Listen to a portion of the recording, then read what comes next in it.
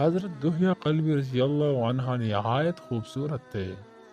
تفسیر نگار لکھتے ہیں کہ آپ کا حسن اس قدر تھا کہ عرب کی عورتیں دروازوں کے پیچھے کھڑے ہو کر یعنی چپ کر حضرت دحیہ قلبی رضی اللہ عنہ کو دیکھا کرتی تھی، لیکن اس وقت آپ مسلمان نہیں ہوئے تھے۔ ایک دن سرور کونین تاجدار مدینہ حضرت محمد مصطفیٰ صلی اللہ علیہ وسلم کی نظر حضرت دحیہ قلبی پر پڑی۔ آپ صلی اللہ علیہ وسلم نے حضرت دحیہ قلبی کے چہرے کو دیکھا کہ اتنا حسین نوجوان ہے۔ آپ نے رات کو اللہ تعالیٰ کی بارگاہ میں دعا مانگی، یا اللہ، اتنا خوبصورت نوجوان بنایا ہے، اس کے دل میں اسلام کی محبت ڈال دے، اسے مسلمان کر دے، اتنی حسین نوجوان کو جہنم سے بچا لے۔ رات کو آپ نے دعا فرمائی۔ صبح حضرت دحیہ قلبی رضی اللہ عنہ آپ صلی اللہ علیہ وسلم کے خدمت میں حاضر ہو گئے۔ حضرت دحیہ قلبی رضی اللہ عنہ کہنے لگے، اے اللہ کے رسول، بتائے آپ صلی اللہ علیہ وسلم کیا احکام لے کر آئے ہیں؟ آپ علیہ السلام نے فرمایا، میں اللہ کا رسول ہوں اور اللہ واحد ہے، اس کا کوئی شریک نہیں۔ پھر توحید و رسالت کے بارے میں حضرت دحیہ قلبی کو بتایا۔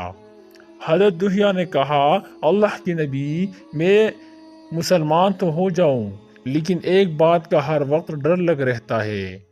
ایک گناہ میں نے ایسا کیا ہے کہ آپ کا اللہ مجھے کبھی معاف نہیں کرے گا۔ آپ صلی اللہ علیہ وسلم نے فرمایا، اے دحیہ، بتائے تو صحیح کیسا گناہ کیا ہے؟ تو حضرت دحیہ قلبی نے کہا، یا رسول اللہ، میں اپنے قبیلے کا سربراہ ہوں اور ہمارے ہاں بیٹیوں کی پیدائش پر انہیں زندہ دفن کیا جاتا ہے۔ میں کیونکہ قبیلے کا سردار ہوں، اس لیے میں نے 70 گھروں کی بیٹیوں کو زندہ دفن کیا ہے۔ آپ کا رب مجھے کبھی معاف نہیں کرے گا۔ اسی وقت حضرت جبرائیل علیہ السلام حاضر ہوئے۔ یا رسول اللہ صلی اللہ علیہ وسلم، اللہ سلام کہتے ہیں اور فرماتے ہیں کہ اسے کہے، اب تک جو ہو گیا ہے، اس کے بعد ایسا گناہ کبھی نہ کرنا، ہم نے معاف کر دیا۔ حضرت دحیہ آپ کی زبان سے یہ بات سن کر رونے لگے۔ آپ صلی اللہ علیہ وسلم نے فرمایا، دحیہ، اب کیا ہوا ہے، کیوں روتے ہو؟ حضرت دحیہ قلبی کہنے لگے، یا رسول اللہ، میرا ایک گناہ اور بھی ہے جسے آپ کا رب کبھی معاف نہیں کرے گا۔ آپ صلی اللہ علیہ وسلم نے فرمایا، دحیہ، کیسے گناہ، بتاؤ؟ حضرت دحیہ قلبی فرمانے لگے، یا رسول اللہ، میری بیوی حاملہ تھی اور مجھے کسی کام کی غرض سے دوسرے ملک جانا تھا۔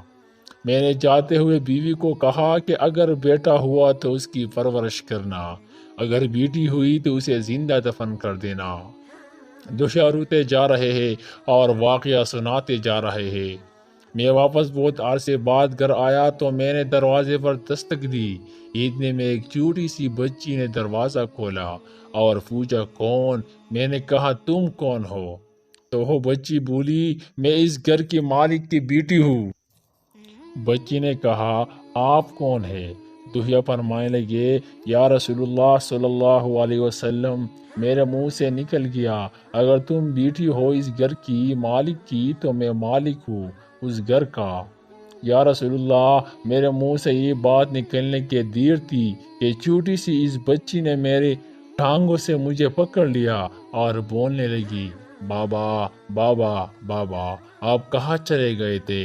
بابا، میں کس دن سے آپ کا انتظار کر رہی ہوں۔ حضرت دحیہ قلبی روتے جا رہے ہیں اور فرماتے ہیں، اے اللہ کے نبی، میں نے بیٹی کو دھکا دیا اور جا کر بیوی سے پوچھا، یہ بچی کون ہے؟ بیوی رونے لگ گئی اور کہنے لگی، دحیہ، یہ تمہاری بیٹی ہے۔ یا رسول اللہ، مجھے ذرا ترس نہ آیا، میں نے سوچا میں قبیلے کا سردار ہوں، اگر اپنی بیٹی کو دفن نہ کیا تو لوگ کہیں گے ہمارے بیٹیوں کو دفن کرتا رہا اور اپنی بیٹی سے پیار کرتا ہے۔ حضرت دحیہ کی آنکھوں سے اشک زار و قطار نکلنے لگے۔ یا رسول اللہ وہ بچی بہت خوبصورت، بہت حسین تھی، میرا دل کر رہا تھا اسے سینے سے لگا لوں۔ پھر سوچتا تھا کہیں لوگ بعد میں یہ باتیں نہ کہے کہ اپنی بیٹی کی باری آئی تو اسے زندہ دفن کیوں نہیں کیا۔ میں گھر سے بیٹی کو تیار کروا کر نکلا تو بیوی نے میرے پاؤں پکڑ لی۔ دوہیا نہ مارنا اسے، دوہیا یہ تمہاری بیٹی ہے، ماں تو آخر ماں ہوتی ہے۔ میں نے بیوی کو پیچھے دھکا دیا اور بچی کو لے کر چل پڑا۔ رستے میں میری بیٹی نے کہا، بابا مجھے نانی کے گھر لے کر جا رہے ہو؟ بابا کیا مجھے کھلونے لے کر دینے جا رہے ہو؟ بابا ہم کہاں جا رہے ہیں؟ دوہیا قلبی روتے جاتے ہیں اور واقعہ سناتے جا رہے ہیں۔ یا رسول اللہ میں بچی کے سوالوں کا جواب ہی نہیں دیتا تھا۔ وہ پوچھتی جا رہی ہے بابا کدھر چلے گئے تھے؟ کبھی میرا منہ چومتی ہے، کبھی بازو گردن کی گرد لیتی ہے، لیکن میں کچھ نہیں بولتا۔ ایک مقام پر جا کر میں نے اسے بٹھا دیا اور خود اس کی قبر کھودنے لگ گیا۔ آقا کریم صلی اللہ علیہ وسلم دوہیا کی زبان سے واقعہ سنتے جا رہے ہیں اور روتے جا رہے ہیں۔ میری بیٹی نے جب دیکھا کہ میرا باپ دھوپ میں سخت کام کر رہا ہے تو اٹھ کر میرے پاس آئی، اپنے گلے میں جو چھوٹا سا دوپٹہ تھا وہ اتار کر میرے چہرے سے ریت صاف کرتے ہوئے کہتی ہے، بابا دھوپ میں کیوں کام کر رہے ہیں؟ چھاؤں میں آ جائے۔ بابا یہ کیوں کود رہے ہیں اس جگہ؟ بابا گرمی ہے، چھاؤں میں آ جائے۔ اور ساتھ ساتھ میرا پسینہ اور مٹی صاف کرتی جا رہی ہے، لیکن مجھے ترس نہ آیا۔ آخر جب قبر کود لی تو میری بیٹی پاس آئی، میں نے دھکا دے دیا، وہ قبر میں گر گئی اور میں نے ریت ڈالنے لگ گیا۔ بچی ریت میں سے روتی ہوئی اپنی چھوٹے چھوٹی ہاتھ میں میرے سامنے جوڑ کر کہنے لگی، بابا میں نہیں لیتی کھلونے، بابا میں نہیں جاتی نانی کے گھر، بابا میری شکل پسند نہیں آئی تو میں کبھی نہیں آتی آپ کے سامنے، بابا مجھے ایسے نہ مارے۔ یا رسول اللہ صلی اللہ علیہ وسلم میں ریت ڈالتا گیا، مجھے اس کی باتیں سن کر بھی ترس نہیں آیا۔ میری بیٹی پر جب مٹی مکمل ہو گئی اور اس کا سر رہ گیا تو میری بیٹی نے میری طرف سے توجہ ختم کی اور بولی، اے میرے مالک میں نے سنا ہے تیرا ایک نبی آئے گا جو بیٹیوں کو عزت دے گا، جو بیٹیوں کی عزت بچائے گا۔ اے اللہ وہ نبی بھیج دے، بیٹیاں مر رہی ہے۔ پھر میں نے اسے ریت میں دفنا دیا۔ حضرت دوہیا قلبی رضی اللہ عنہ واقعہ سناتے ہوئے انتحار ہوئے۔ یہ واقعہ جب بتا دیا تو دیکھا آپ صلی اللہ علیہ وسلم اتنا رو رہے ہیں کہ آپ صلی اللہ علیہ وسلم کی داڑھی مبارک آنسو سے گیلی ہو گئی۔ آپ صلی اللہ علیہ وسلم نے فرمایا، دوہیا ذرا پھر سے اپنی بیٹی کا واقعہ سناؤ، اس بیٹی کا واقعہ جو مجھ محمد کے انتظار میں دنیا سے چلی گئی۔ آپ صلی اللہ علیہ وسلم نے 3 دفعہ یہ واقعہ سنا اور اتنا روئے کہ آپ صلی اللہ علیہ وسلم کو دیکھ کر صحابہ کرام رضی اللہ عنہ رونے لگ گئے اور کہنے لگے، اے دوہیا کیوں رلاتا ہے ہمارے آقا کو، ہم سے برداشت نہیں ہو رہا۔